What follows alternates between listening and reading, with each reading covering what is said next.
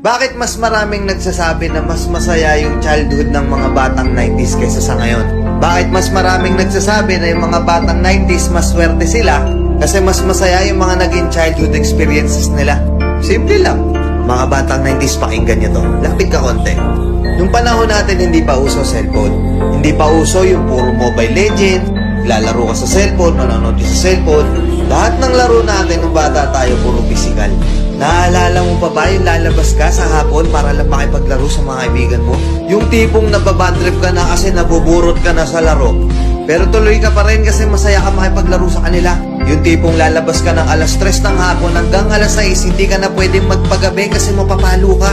Pero yung maiksing oras na yun para makapaglaro ka, pakiramdam mo ang haba-haba na. Naalala mo pa ba? Pag galing mo sa eskwela, madaling-madali ka kasi may papanoorin ka pa.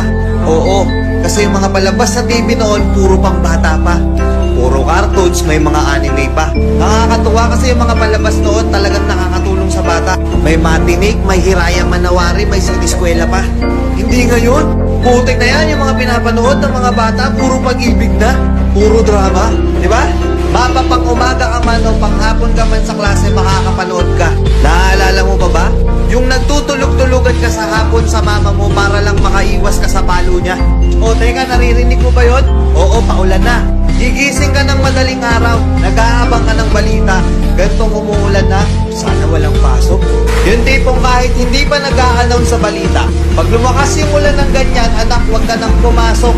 Manood ka na lang sa TV ha. Makikipagtampisaw ka sa ulan kasama ibang mga bata.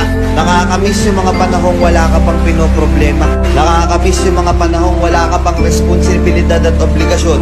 Nakakamiss yung mga panahon nung ikaw ay bata pa.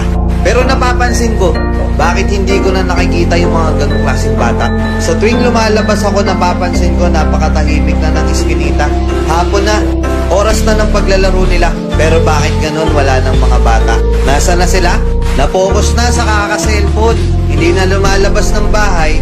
Mas minaigi na lang nilang mag-cellphone at manood ng mga bagay na wala namang kakwenta-kwenta. Iba na talaga panahon ngayon, no? Kasi ngayon yung mga bata hindi na nila ini-enjoy yung pagkabata nila. Hindi na sila lumalabas para makipaglaro sa mga kalaro nila. Nagbabago na talaga yung takbo ng mundo, di ba? Kaya kung ako tatanungin, oo, masaya ako na naging parte ako ng batang